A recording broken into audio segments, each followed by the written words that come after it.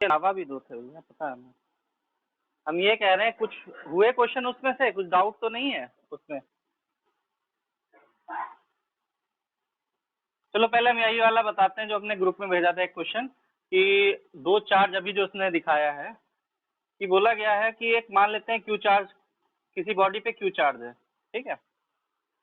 अब क्या किया गया, इस चार्ज को दूसरी बॉडी से टच करवा के या फिर कुछ भी, इसका कुछ शेयर दूसरी बॉडी में चला गया, मान लेते हैं क्यू चला गया, तो इसमें कितना बचेगा charge? Capital Q minus Q. भैया यहाँ पे कोई चार्ज था, पहले क्यू था, ठीक है। पहले कितना था चार्ज? Capital Q. बोला गया है कि ये चार्ज डिवाइड हो गया है 2 पार्ट्स में, तो मान लेते हैं इसका कुछ share Q, small Q divide इससे निकल गया है, तो इसमें कितना बचेगा charge? Capital Q minus Q. अब अगर तुम्हें कंफर्म करना है तो ऐसे पता करो, इन दोनों को ऐड कर दो जरा, तो क्या बचेगा? कैपिटल क्यू बचेगा कि नहीं बचेगा? समझ में आया? मान लेते हैं इनके बीच की कुछ दूरी है आर, ठीक है। ये होमवर्क जो दिया था मैंने ग्रुप में भेजा था क्वेश्चन, वो है, ठीक है, सबसे लास्ट वाला जो भेजा था।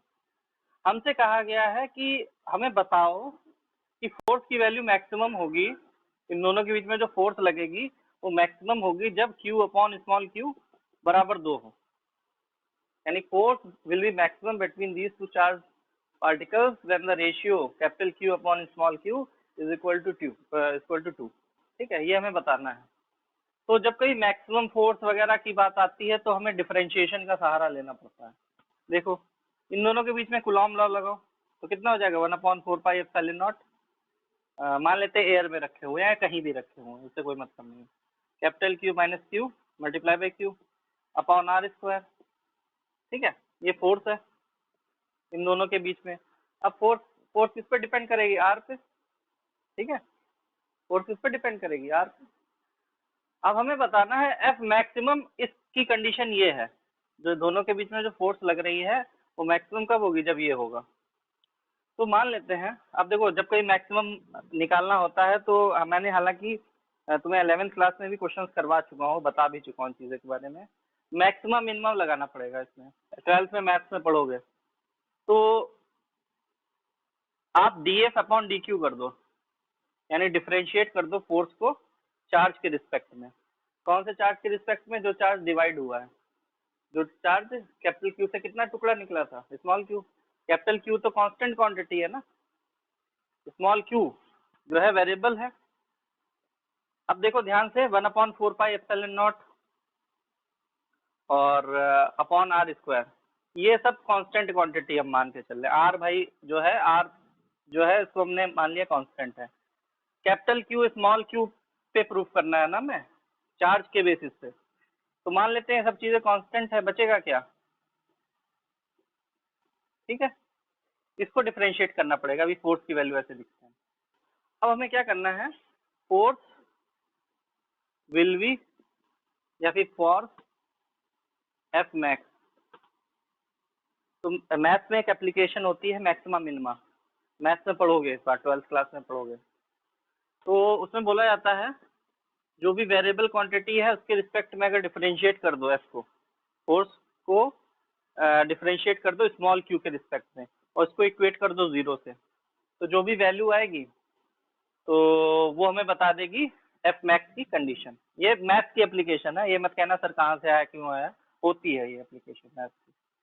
तो डिफरेंशिएट करो जरा, ये सब चीजें तो बाहर आ जाएंगी। 1/4πε0 into R square D by D Q, इस वाले पोर्शन का डी बाई डी क्यू करना पड़ेगा, Q minus Q into Q बराबर 0।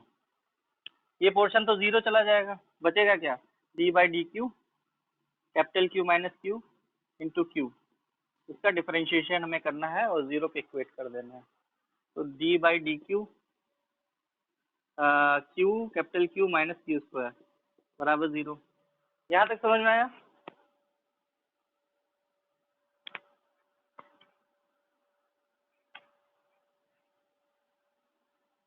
यहाँ तक समझ में आया कि नहीं? यार ये मैथ्स की एप्लीकेशन है, अब ये मत कहना कहाँ से मैथ्स में पढ़ोगे, तुम लोग मैक्सिमम मिनिमम पढ़ोगे, ठीक है। आपको बस ये समझना है, इसमें डिफरेंशिएट करना पड़ेगा। हमें चार्ज के रिस्पेक्ट में बात कर रखी है, तो कौन सा वेरिएबल चार्ज है? Small Q. कैपिटल क्यू तो पहले से ही था, तो हमें उस फोर्स को डिफरेंशिएट करना पड़ेगा स्मॉल क्यू के रिस्पेक्ट में, और इक्वेट कर देना है 0 से। ठीक है, बस इतना याद रखना जब कभी ऐसा क्वेश्चन है। अब देखो डिफरेंशिएट करो, स्मॉल क्यू कैपिटल क्यू को डिफरेंशिएट करके बताओ क्या आएगा। पहले तो क्या होगा, ये वाला पोर्शन डिफरेंशिएट होगा डी क्यू के रिस्पेक्ट में, तो क्या होगा, D by D Q of Q capital Q minus D by D Q of Q square. मुझे बताओ ये क्या होगा, तुम्हें हम 11th क्लास में डिफरेंशिएशन पढ़ा भी चुके हैं, तो मुझे बताओ कि क्या होगा यहाँ पे। इसके आगे मैं यहाँ पे कर रहा हूँ, ठीक, बताओ।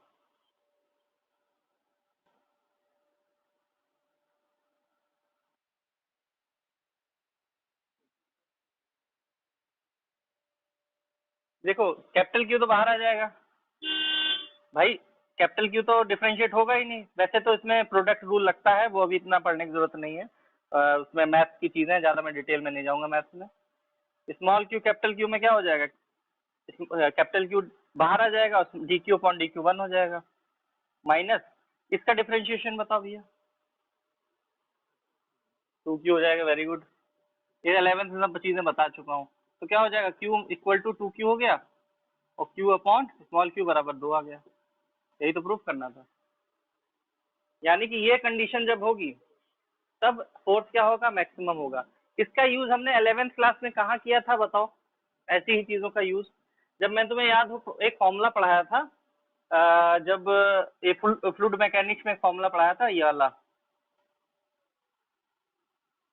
√2gh वेलोसिटी ऑफ इफ्लुएंस, इफ्लेक्स की वेलोसिटी जब पढ़ाई थी, याद करो फ्लूइड मैकेनिक्स में, तो बताया था ये दूरी मैक्सिमम कब होगी, तब बताया था ये मैक्सिमम मिनिमा का कॉन्सेप्ट।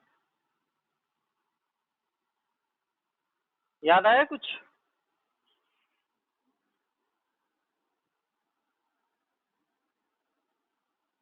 अच्छा, इसको नोट डाउन कर लो। अच्छा,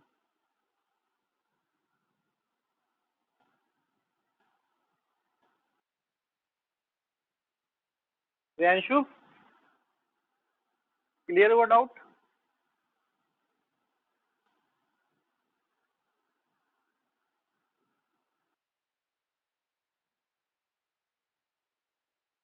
किसी को भी डाउट अभी भी रह गया हो तो बता दे मुझे, मैं बता दूंगा।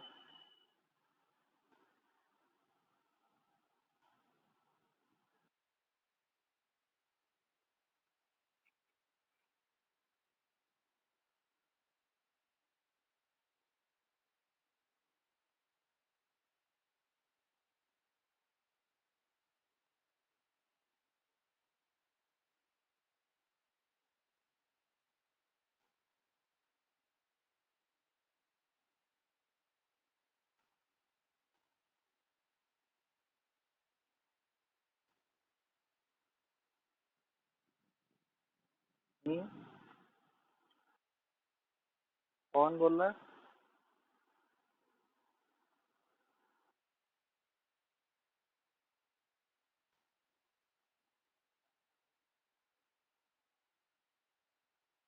दोबारा एक्सप्लेन कर दें। तो दिख नहीं रहा था क्या? अच्छा, चलो बताते हैं। अच्छा, वॉइस क्लियर नहीं आ रही थी, अभी बता रहे हैं, फिर से बता रहे हैं। देखो क्वेश्चन ये बोला गया है कि एक चार्ज है कैपिटल क्यू, कुछ भी मान लो, कैपिटल क्यू मान लेते हैं, उसको डिवाइड कर दिया गया है, यानी कि दूसरा एक पार्टिकल उसके पास मिला के टच करवा दिया गया है। अब मान लेते हैं इससे कुछ चार्ज क्यू उसमें आ गया है, स्मॉल क्यू, तो अब इसमें कितना चार्ज बचेगा, कैपिटल क्यू माइनस क्यू। हमें बताना है इन दोनों चार्जेस के बीच में जो फोर्स लगेगी वो मैक्सिमम कब होगी, जब capital Q upon small Q क्या हो जाए, 2 के बराबर। क्वेश्चन समझ में आया पहली बात? हाँ, ये क्वेश्चन है। तो इन दोनों, और मान लेते हैं ये दोनों चार्ज के बीच की दूरी क्या है, आर है, ठीक है। इन दोनों चार्ज, तो कूलॉम्स लॉ लगाइए। कूलॉम लॉ क्या बोलता है, ये बोलता है दोनों चार्ज के बीच में इतनी फोर्स लगनी चाहिए। अब हमने थोड़ा मैथ्स की एप्लीकेशन यूज की है मैक्सिमम मिनिमा। तो एफ की वैल्यू ये है, अब देखो क्या है, हमें चार्ज के रिस्पेक्ट में बताना है ना कि चार्ज की कौन सी वैल्यू होनी चाहिए, तो चार्ज के रिस्पेक्ट में इसको डिफरेंशिएट कर दो और इक्वेट कर दो जीरो से। ये होता है मैक्सिमा मिनिमा का कॉन्सेप्ट। ये 11th क्लास में भी बता चुका हूँ मैं, वेलोसिटी ऑफ रिफ्लेक्स पढ़ाया था फ्लूइड मैकेनिक्स में। फ्लूइड मैकेनिक्स में पढ़ाया था, तो उसमें जब वेलोसिटी ऑफ रिफ्लेक्स निकालते थे तब भी बताया था हमने। ठीक है, तो इस फोर्स को dF अपॉन dq कर देना है कि q, कैपिटल Q तो पहले से ही था, इससे कितना चार्ज निकला है स्मॉल q, ये चेंज हो सकता है। स्मॉल q क्या है, एक वेरिएबल क्वांटिटी है, तो हमने dF अपॉन dq कर दिया और इसको इक्वेट कर दिया जीरो से। तो 1/4πε0 और r, इनसे कोई मतलब ही नहीं क्योंकि कांस्टेंट क्वांटिटीज है इस डिफरेंशिएशन के बेसिस पे। तो ये बाहर आ गई और जीरो के इक्वेट कर दिया तो अलग हो गई। वो बचेगा क्या, इतना पोर्शन, इतने पोर्शन को डिफरेंशिएट कर दिया है और इक्वेट कर दिया जीरो से, तो वैल्यू आ गई है। ठीक है,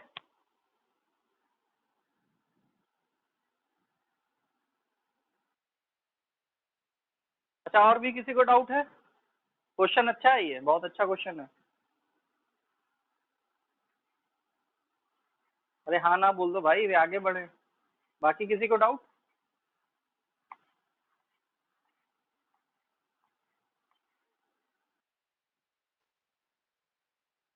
चलो, और किस क्वेश्चन में, कौन सा क्वेश्चन नहीं हुआ है होमवर्क का?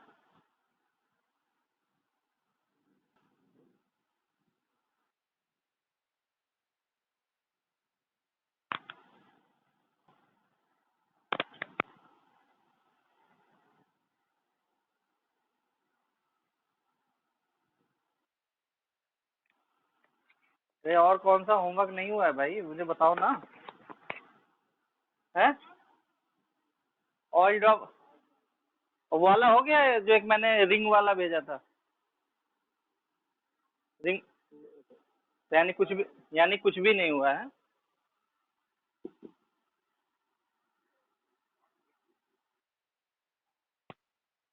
ऑयल ड्रॉप वाला है, चलो ऑयल ड्रॉप बताते हैं। मिल्टन टेस्ट वाला होगा, एनसीईआरटी का ही क्वेश्चन है वो। वैल्यूज देख लेता हूँ क्या क्या है उसमें।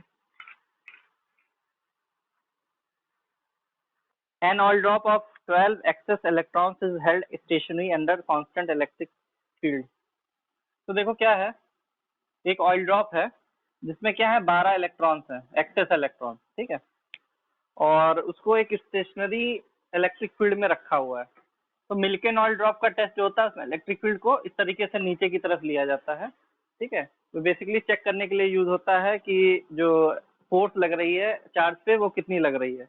तो ऑयल ड्रॉप एक्सपेरिमेंट जो है मिल्टन ने किया था इसी के लिए, क्या इसी पर्पस के लिए कि पर्टिकुलर जो चार्ज बॉडी है उस पर कितनी फोर्स लगती है इलेक्ट्रिक फील्ड की वजह से। तो इलेक्ट्रिक फील्ड नीचे की तरफ ली जाती है, ये बस याद रखना है तुम्हें। इलेक्ट्रिक फील्ड की डायरेक्शन क्या है, डाउनवर्ड डायरेक्शन में। इसकी वैल्यू कितनी दे रखी है, 2.55 10⁴ वोल्टेज पर मीटर। अब कहोगे सर वोल्टेज पर मीटर कैसे आ गया, ये बताऊंगा मैं। अब ये नेक्स्ट चैप्टर जो पढ़ेंगे उसमें एक ये भी यूनिट होती है इलेक्ट्रिक फील्ड की। ठीक है, इलेक्ट्रिक फील्ड की एक वोल्टेज पर मीटर भी यूनिट होती है। कैसे होती है बस पता चल जाएगा, समय आने पे पता चल जाएगा। यहाँ तक समझ में आया?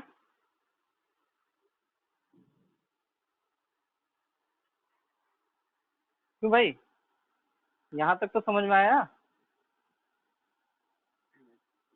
अब इस ऑयल ड्रॉप पे, अब इस पे चार्ज, ये चार्ज बॉडी भी है और इसका कुछ भाई इलेक्ट्रॉन है, तो उसका कुछ वेट मास भी तो होगा। तो मास की वजह से उसमें डाउनवर्ड एक वेट भी होगा उसका। वेट कितना हो जाएगा, m×g। ठीक है, वेट क्या हो जाएगा, इस डाउनवर्ड डायरेक्शन में लगेगा और वेट होगा क्या, m×g। अच्छा मुझे ये बताओ कि इस इलेक्ट्रिक फील्ड की वजह से ये निगेटिव चार्ज बॉडी है, इस पे किस डायरेक्शन में फोर्स लगेगी, ये बताओ मुझे। अपवर्ड लगेगी, डाउनवर्ड लगेगी?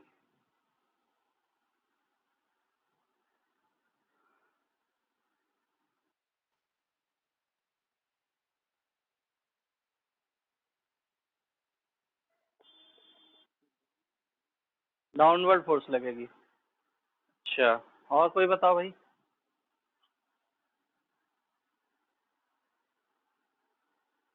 हिमांशु ज्वाइन हुए हैं कि नहीं आज? हिमांशु बताओ कि नेगेटिव चार्ज पे जो फोर्स लगती है वो इलेक्ट्रिक फील्ड की डायरेक्शन में लगती है कि अपोजिट डायरेक्शन में लगती है, ये बताओ बस।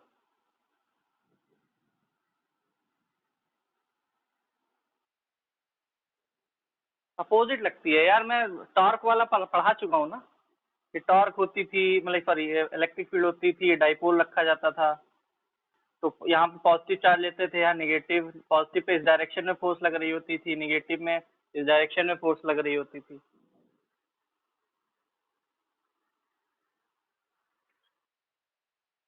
समझ में आया बात?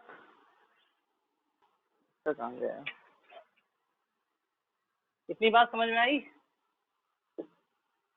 तो निगेटिव याद रखना हमेशा, निगेटिव चार्ज में अगर इलेक्ट्रिक फील्ड की डायरेक्शन डाउनवर्ड है और निगेटिव चार्ज है तो इस इलेक्ट्रिक फील्ड की वजह से जो फोर्स लगेगी वो उसकी डायरेक्शन होगी opposite to the field.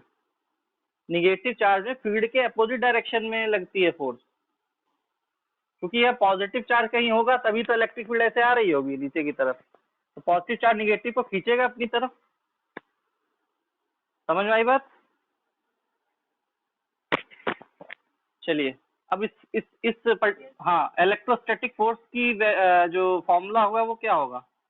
Charge multiply by electric field है।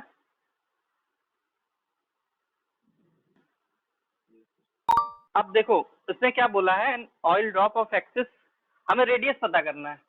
अब रेडियस तो पर चलो बात की बातें हैं, अगर ये स्टेशनरी रहेगी तो Q E must be equal to M G. Q E जो है वो मस्ट बी इक्वल टू किसके होना चाहिए?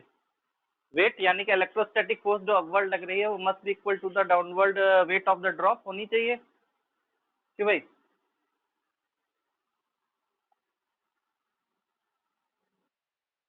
ना बताओ मुझे, इतना समझ में आया? अच्छा ठीक है, अब थोड़ा यहाँ पे दिमाग लगाना है। क्यू क्यू कितना है? इस बॉडी का चार्ज कितना है ये बताओ? ये जो ड्रॉप है इसका चार्ज क्या है? What is the charge on this particular oil drop?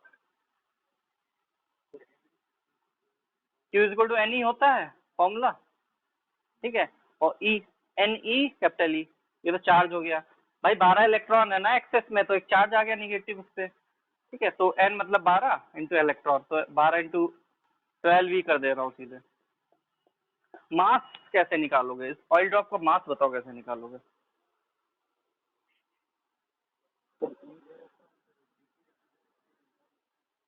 मास कैसे निकालोगे ये बताओ? ई क्या है? ई क्या है? नहीं यार, ई से क्या मतलब है इसमें? मास की, मास बॉडी का कैसे निकाल सकते हो बताओ? दिमाग लगाओ हल्का सा, बहुत से क्वेश्चन 11th क्लास में किए हैं यार हमने मास से रिलेटेड। मास, एक मास का फॉर्मूला क्या होता है इन टर्म्स ऑफ डेंसिटी? तुम्हें दे रखी है ना ऑयल ड्रॉप की। हाँ तो कुछ सोच समझ के दी होगी ना, डेंसिटी क्यों दी है वरना? वॉल्यूम इंटू डेंसिटी होता है मास,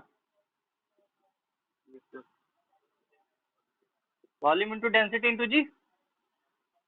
अब वॉल्यूम क्या है? स्फेरिकल, ऑयल ड्रॉप कैसी शेप की होगी? स्फेरिकल। सरफेस टेंशन पढ़ चुके हो? every fluid molecule try to occupy a minimum surface area that is of spherical shape की होगी ये, ठीक है। तो वॉल्यूम किसका लोगे? स्फेयर का। स्फेयर का वॉल्यूम क्या होता है? 4/3। हमें रेडियस निकालना है यार, दिमाग लगाओ, रेडियस निकालना है। तो 4/3 पाई आर क्यूब हो जाएगा रेडियस। ये आर क्या है? Radius of the oil drop. Density दे रखी है तुम्हें, rho is the density, density दे रखी है। जी की वैल्यू क्या होती है? 9.8। लो 9.8। अब देखो आर की वैल्यू निकाल सकते हो आराम से यहाँ से। 12 इंटू ई की वैल्यू कितनी होती है? 1.6 10 की पावर -19। और ई की वैल्यू, सॉरी, 12 इंटू 1.6 10 की पावर -19। और ई की वैल्यू दे रखी है 2.55 10 की पावर 4। अब क्या करो, आर क्यूब निकालना है हमें, तो आर क्यूब की वैल्यू कितनी हो जाएगी बताओ? 3 इंटू 1.3, 3 ऊपर चला जाएगा।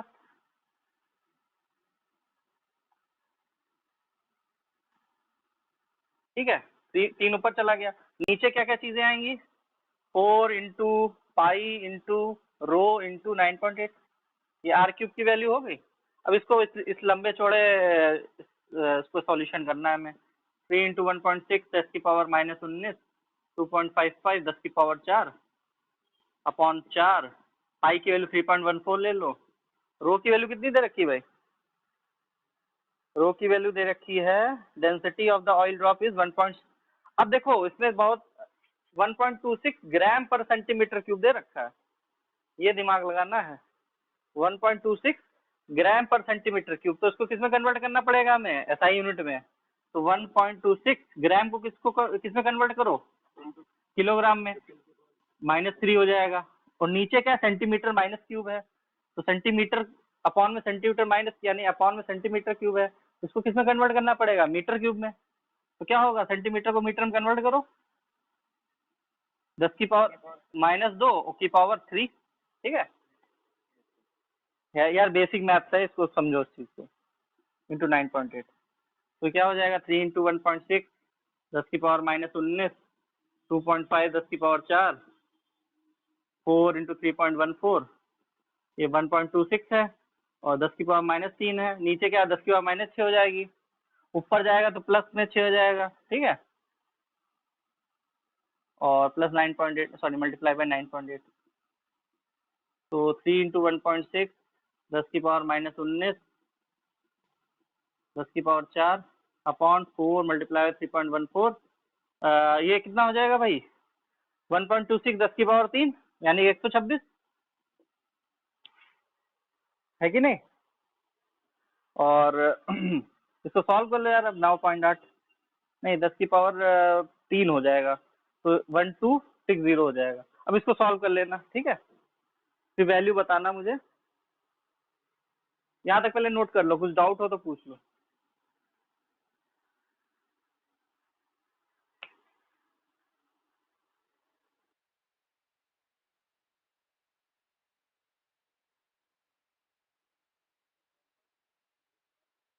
और ये देखो, ये जो है आपका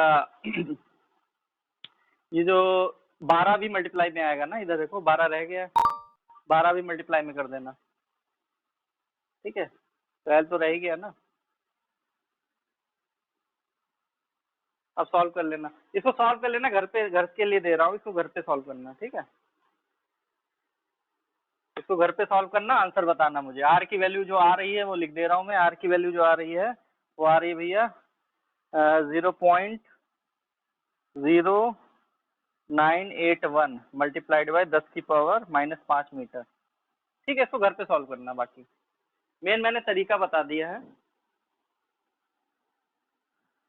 कुछ डाउट हो क्वेश्चंस में? अभी भी क्वेश्चन समझ ना आया हो, कुछ डाउट हो हल्का फुल्का जो भी है बता दो मुझे, नहीं तो मैं आगे बढ़ूँ फिर।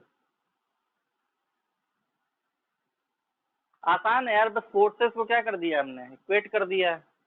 बिकॉज बोला गया ना वो हेल्ड स्टेशनरी, रुकी हुई है ड्रॉप, तो उस पर नेट फोर्स 0 होनी चाहिए। दो फोर्सेज लग रही होंगी, एक तो डाउनवर्ड वेट लग रहा होगा उसका, और एक अपवर्ड लग रहा होगा आपका क्या, इलेक्ट्रोस्टैटिक फोर्स।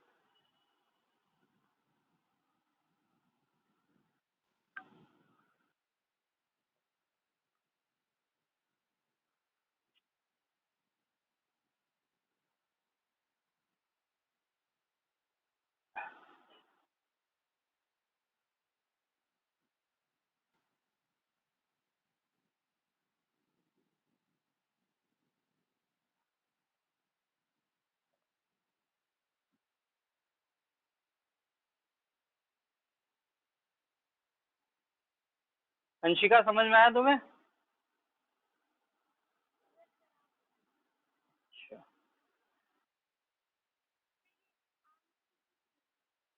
0.0981, लो अच्छा इधर कर देता हूँ थोड़ा, अब दिख रहा है? 0.0981 into 10 to the power -5 metre.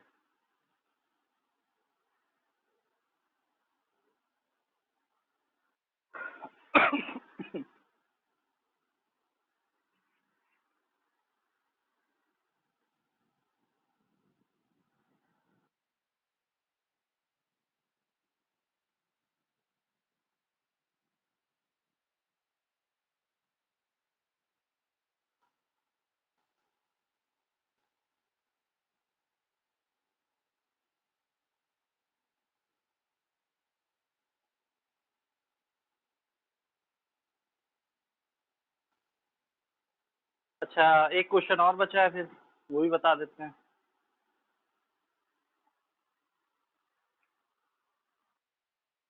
क्या क्वेश्चन था भाई? रिंग वाला था शायद कुछ।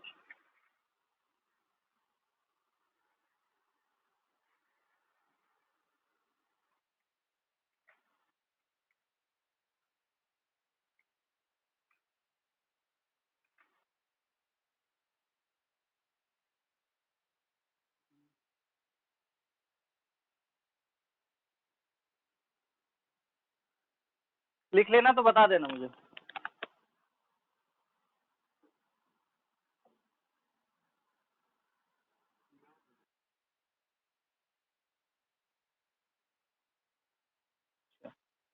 अच्छा, नेक्स्ट रिंग वाला किसी ने नहीं किया?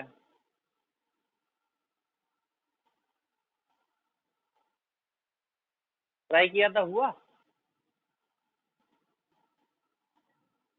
अच्छा चलो बताते हैं वो भी फिर।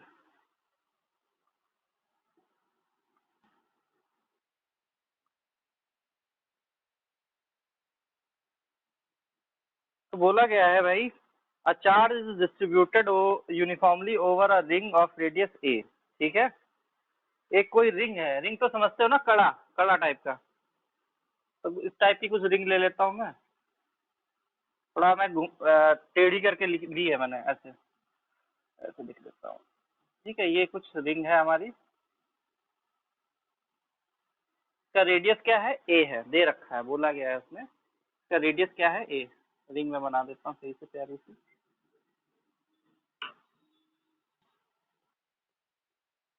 हमारा छल्ला टाइप का रिंग है, या फिर तो बोला गया है, obtain an expression for the electric field intensity at a point on the axis of the ring। Axis क्या होता है रिंग की? ये जैसे सेंटर है, रिंग का सेंटर है ये मान लेते हैं। तो इस सेंटर से जाने वाली लाइन, ये इसका क्या होता है? एक्सिस होता है। तो इस पर्टिकुलर एक्सिस पे कोई पॉइंट पी है, हमें पता करना है इस रिंग की वजह से इस पी पॉइंट पे कितनी इलेक्ट्रिक फील्ड लगेगी। क्वेश्चन समझ में आया कि नहीं? सबसे पहले तो क्वेश्चन ही समझ लो, बाकी तो बात की बात है।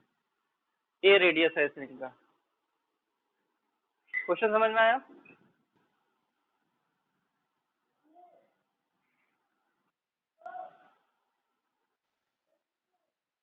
हैं? अच्छा, बाकी लोग बताओ, ये सब क्वेश्चन समझ में आया कि नहीं?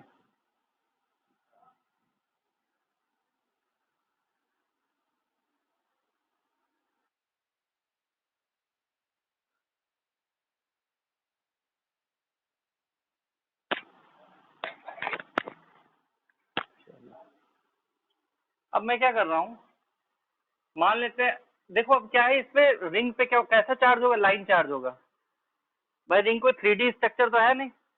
रिंग पे क्या होगा? Line charge. इस पे जो चार्ज होगा फैला हुआ, वो लाइन चार्ज डिस्ट्रीब्यूशन होगा। ठीक है, सरफेस चार्ज डिस्ट्रीब्यूशन नहीं, एरिया का रोल नहीं होगा। तो एक मैं छोटा सा टुकड़ा ले लेता हूँ इस रिंग का, मान लेता हूँ डीएल। एक मैंने छोटा सा टुकड़ा ले लिया, ठीक है, इस रिंग का एक छोटा सा टुकड़ा। अच्छा, ये ओ से जो पी पॉइंट है इसकी दूरी आर मान लेते हैं। ठीक है, ओ से जो पी पॉइंट है, या एक्स मान लो, एक्स मान लो, अच्छा एक्स मान लेते हैं। दूरी कितनी है ओ से पी पॉइंट की? एक्स मान लेते हैं दूरी।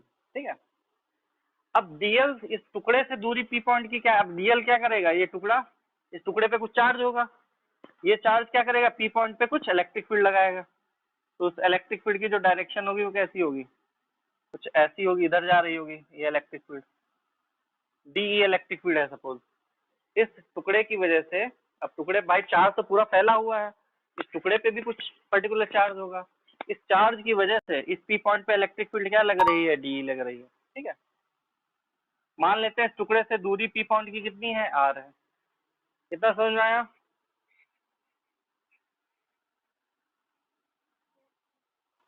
तो डार्क बना देता हूँ। ठीक है, इस टुकड़े की वजह से electric field on P point is D E vector, छोटी सी इलेक्ट्रिक फील्ड। ठीक है, मान लेते हैं ये एंगल कितना है? थीटा है। तो ये एंगल भी थीटा होगा।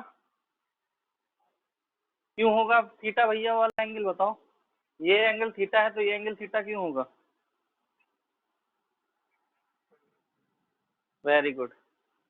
अब क्या है, ये कुछ एंगल पे जा रहा है तो इसके कंपोनेंट होंगे डी कॉस थीटा और डीई साइन थीटा।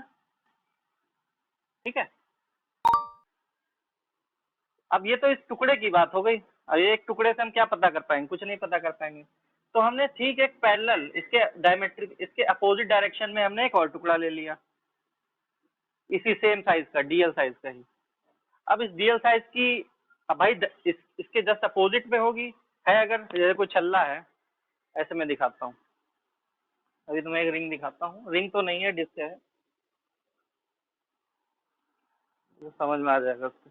ऐसे है, तो अगर मैं ये टुकड़ा ले लूँ यहाँ पे हल्का सा, ठीक है, डीएल टुकड़ा है, ठीक दिख रहा है। और इस पी पर्टिकुलर पी पॉइंट पे, यहाँ पे कोई पॉइंट पी है, ठीक। तो जितनी दूरी इस पॉइंट से इसकी होगी, आर है मान लेते हैं, ये जो आर दिख रहा है, इतना ही टुकड़ा अगर मैं यहाँ पे ले लूँ तो इसकी भी तो दूरी आर ही होगी इस पर्टिकुलर पॉइंट से, डायमेट्रिकली अपोजिट या फिर अपोजिट डायरेक्शन में बिल्कुल मैंने लिया है। ठीक है, समझ में आया कि नहीं। तो ये भी आर आर दूरी पे होगा, ये वाला जो टुकड़ा होगा। और इस टुकड़े की वजह से इलेक्ट्रिक फील्ड की डायरेक्शन क्या होगी, इस तरफ होगी। ये एंगल भी थीटा होगा। अब इसके भी कंपोनेंट करने पड़ेंगे, तो क्या कंपोनेंट हो जाएगा, डी कॉस थीटा, इसका भी कंपोनेंट हो जाएगा। और वर्टिकली कंपोनेंट क्या हो जाएगा, डीई साइन थीटा। समझ में आया। या फिर वेक्टर का साइन हटाना, जब मैग्नीट्यूड की बात करते हैं तो वेक्टर का साइन हटा देते हैं। इतना समझ में आया। अब जरा गौर करो, डी साइन थीटा और याला डी साइन थीटा एक दूसरे को कैंसिल आउट कर रहे हैं। ये कंपोनेंट और ये कंपोनेंट इक्वल एंड अपोजिट है, तो कैंसिल आउट करेगा।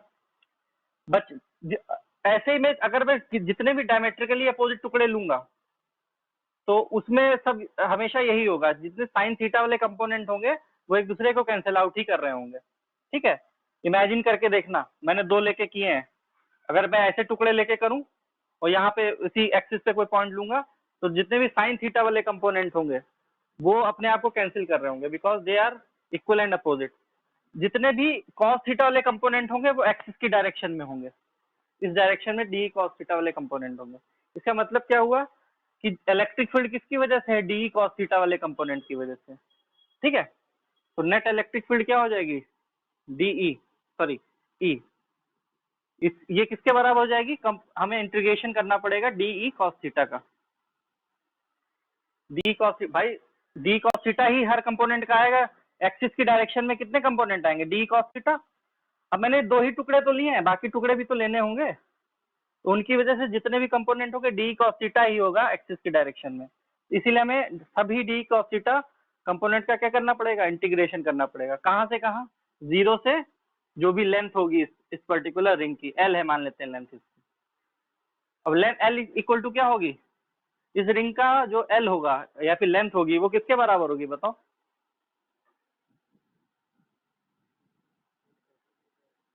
ना ना ना सर, एरिया कहाँ से आ गया, सरकमफेरेंस 2 पाई है। ठीक है, हमें इंटीग्रेट करना पड़ेगा इस इलेक्ट्रिक फील्ड का।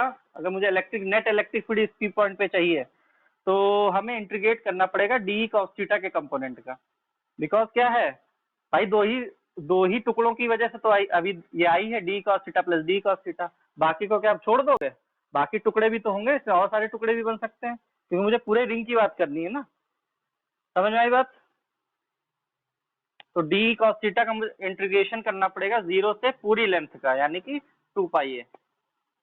अब हमें डी पता नहीं है, डी का ही कहीं पता है, हमें नहीं पता है, तो डी निकालना पड़ेगा। तो इस डीएल छोटे से टुकड़े पे चार्ज कितना होगा ये बताओ। मान लेते हैं डी क्यू चार्ज है इस छोटे से टुकड़े डीएल पे।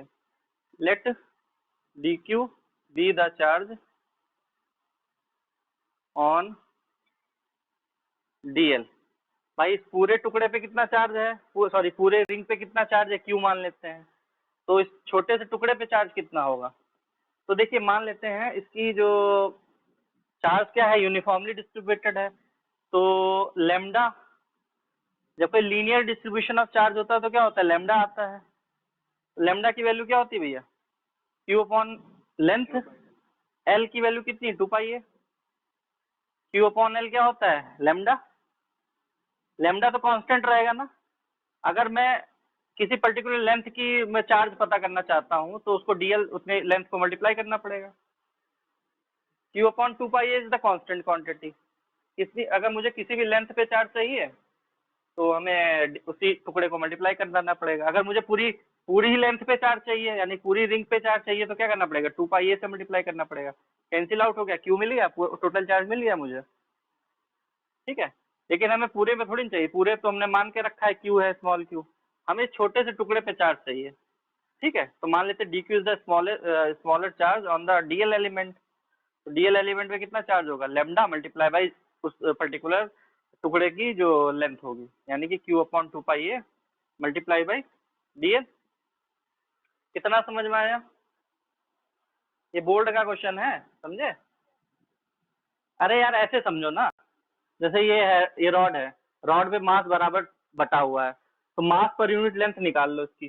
जैसे रॉड है ये, ठीक है, ये रॉड है, रॉड पे बराबर बराबर मास बटा हुआ है, एल लेंथ मान लेते हैं रॉड की और मास एम मान लेते हैं। तो मास पर यूनिट लेंथ इसका कितना हो गया, एम अपॉन एल। अब मुझे इतने से टुकड़े की मास चाहिए, पता करना है इतने छोटे से टुकड़े का मास कितना है, तो मान लेते हैं डीएल लेंथ है इस टुकड़े की, तो मल्टीप्लाई बाय डीएल नहीं करना पड़ेगा। जैसे यार समझ गए ना, उसी तरीके से इससे रिलेट करो। इस पूरे रिंग का जो लीनियर चार्ज डेंसिटी वो क्या होगा, लेमडा होगा। लेमडा की वैल्यू क्या होती है, क्यू अपॉन एल। तो क्यू अपॉन एल, एल क्या होता है, सर्कमफ्रेंस 2 पाई ए। अब मैं मुझे इस टुकड़े का चार्ज चाहिए ना, तो डीएल से मल्टीप्लाई कर दिया मैंने, ठीक है। इतना तो समझ में आ गया होगा, हमें डी क्यू पता चल गया। यानी अब देखो डीएल की वजह से डीई लग रही है, इस डीएल की वजह से ही तो डीई है, ये इलेक्ट्रिक फील्ड जो लग रही है। तो डीई की वैल्यू कितनी हो जाएगी भाई, पॉइंट चार्ज की वजह से कितनी होती है इलेक्ट्रिक फील्ड, बताओ फॉर्मूला। 1/4 pi epsilon not. अब मैं 1/4 पाई एप्सिलॉन नॉट, क्योंकि बहुत लंबा हो जाएगा, के ले लेता हूँ, के मान लेता हूँ, ठीक है। 1/4 पाई एप्सिलॉन नॉट को क्या मान लेता हूँ, के। और चार्ज, चार्ज क्या है, डी क्यू है, पर्टिकुलर उसका चार्ज क्या है, डी क्यू। और दूरी कितनी है सी पॉइंट से, आर, आर स्क्वायर। समझ में आया? ये पॉइंट चार्ज वाला फॉर्मूला लगा दिया है मैंने। हमने क्या किया है, पॉइंट चार्ज वाला फॉर्मूला बस लगा दिया। 1/4 पाई एप्सिलॉन नॉट, के मान लिया हमने इसको। चार्ज कितना है, डी क्यू इस एलिमेंट पे, अपॉन किस पॉइंट पे निकालना है, उससे दूरी, कितनी दूरी है, आर, ठीक है। अच्छा, डी क्यू की वैल्यू क्या निकाली हमने, Q upon 2 pi A into D L upon R square. ऐसे लिख सकते हैं इसको, डी क्यू की जगह मैंने डी क्यू की वैल्यू लिख दी, Q upon 2 pi A D L upon R square, ठीक है। ये डी की वैल्यू हो गई। अब ये वैल्यू उठा के यहाँ पे रखो, ई इज इक्वल टू क्या हो जाएगा, ये हम ये वाला फर्स्ट इक्वेशन में, तो ई इज इक्वल टू क्या होगा, 0 2 पाई ए, डी की वैल्यू ये निकल के आई है, K Q upon 2 pi A D L upon R square. ये तो ई की वैल्यू हुई। कॉस थीटा की वैल्यू बताओ भैया, कॉस थीटा की वैल्यू बताओ।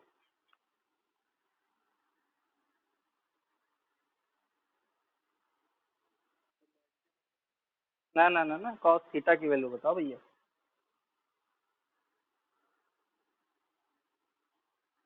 कॉस थीटा कैसे निकालोगे, राइट ट्रायंगल दिख रहा है कि नहीं दिख रहा है तुम्हें, ये राइट ट्रायंगल दिख रहा है, तो राइट ट्रायंगल में बताओ तो कॉस थीटा की वैल्यू।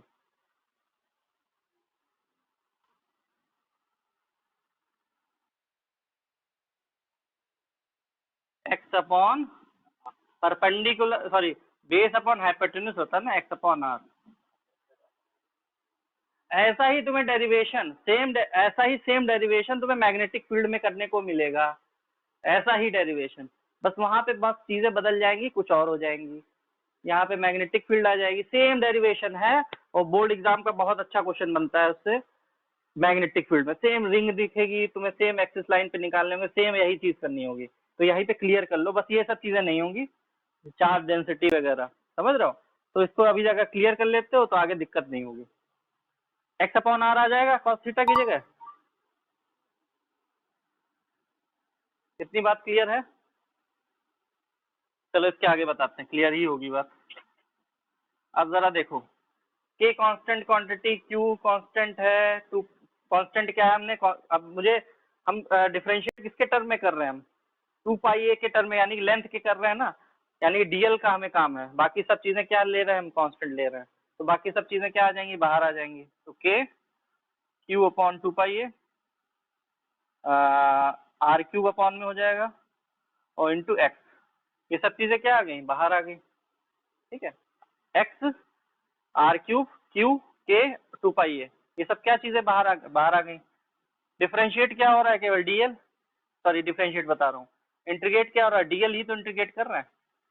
तो बाकी सब चीजें हमें बाहर ले लेनी है, बाकी चीजों का कोई काम नहीं है, वो कांस्टेंट क्वांटिटी की तरह बिहेव करेंगी। इसको हमें वो करना है, इंटीग्रेट करना है। दिख रहा है कि नहीं तुम लोगों को? हाँ ठीक है, दिख रहा है। तो के Q X upon 2 pi A R Q, DL की जगह क्या हो जाएगा, एल हो जाएगा। डीएल का इंटीग्रेशन क्या होगा, एल। इस छोटे छोटे से टुकड़े का इंटीग्रेशन करो तो क्या हो जाएगा, पूरी लेंथ मिल जाएगी कि नहीं, तो 0 2 पाई ए, दैट इज के Q X upon 2 pi A R Q, और इसकी जगह क्या हो जाएगा, 2 पाई ए हो जाएगा। 2 पाई ए माइनस 0 होगा तो 2 पाई ए हो जाएगा। अब ये 2 पाई ए और 2 पाई ए कैंसिल आउट हो जाएगा कि नहीं, कैंसिल आउट हो जाएगा।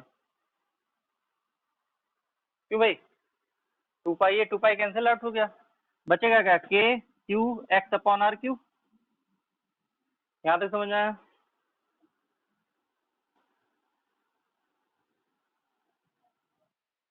अच्छा, अब ये आर क्या है, आर तो हमें कुछ पता ही नहीं है, आर की वैल्यू ए और एक्स के टर्म में, क्योंकि हमें हमें ए और एक्स अगर दे रखा है, ये तो एक तो फॉर्मूला बन ही गया है, हमें ए और एक्स के टर्म में लिखना है, क्योंकि यहाँ पे ए कहीं आ ही नहीं रहा है इस फॉर्मूले में। हमें क्योंकि रेडियस ऑफ रिंग के टर्म में लिखना है और एक्स के टर्म में, तो आर आर को कैसे रिप्लेस करेंगे बताओ, क्या ऐसे लिख सकते हैं हम इसको, देखना। पाइथागोरस थ्योरम लगा, आर की वैल्यू किसके बराबर हो जाएगी, अंडर रूट हाइपोटेन्यूज है ना ये, एक्स स्क्वायर प्लस ए स्क्वायर, लिख सकते हैं कि नहीं?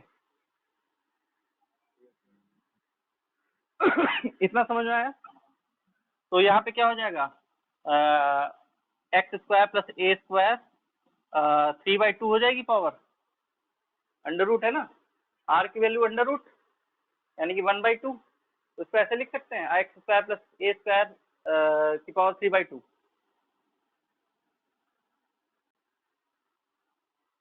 इतना समझ में आया? पहले यहाँ तक नोट कर लो यार, पहले यहाँ तक नोट कर लीजिए, उसके बाद बताते हैं चीजें। कुछ डाउट हो किसी भी सेक्शन में, इस पर्टिकुलर कहीं भी डाउट हो, पूछ लो मुझे, कि हो सकता है थोड़ा टफ लग रहा हो ये चीजें, तो एक बार पूछ जरूर लेना अगर डाउट हो। चल नोट कर लो, थोड़ा तेज से नोट करना फटाफट। हाँ, मैंने सोचा था इलेक्ट्रिक पोटेंशियल शुरू कर देंगे, लेकिन हो नहीं पाएगा लगता है।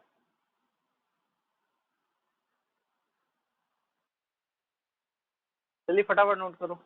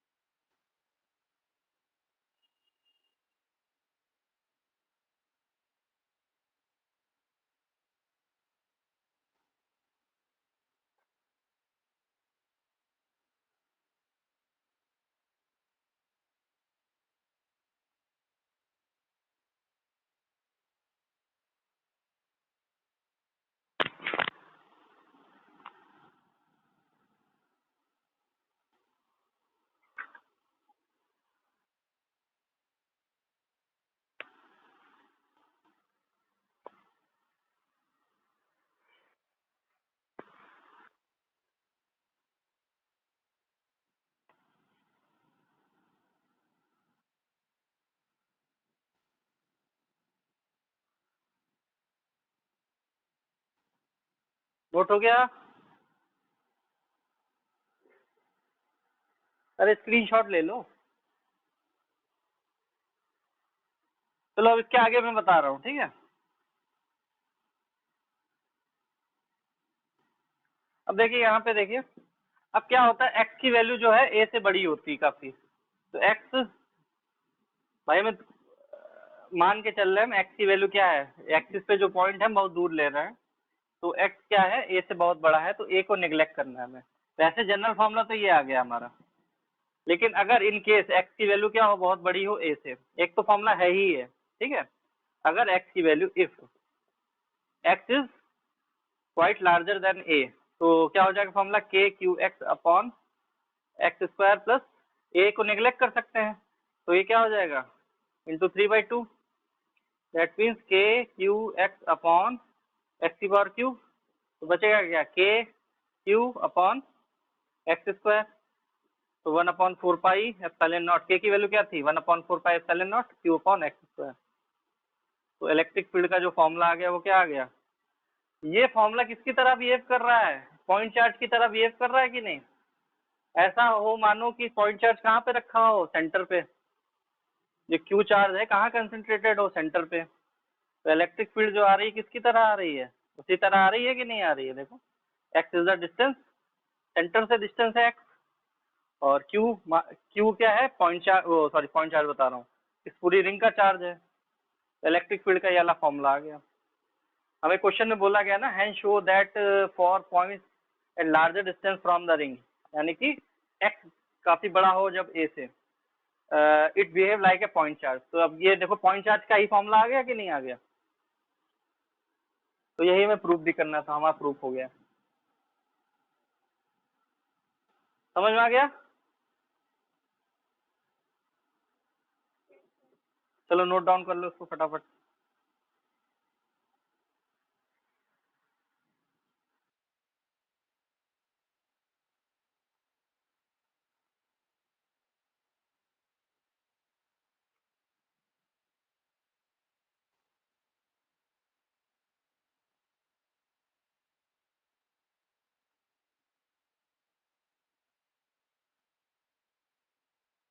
नोट कर लेना, बता देना। आज के लिए इतना ही रखेंगे हम, ठीक है,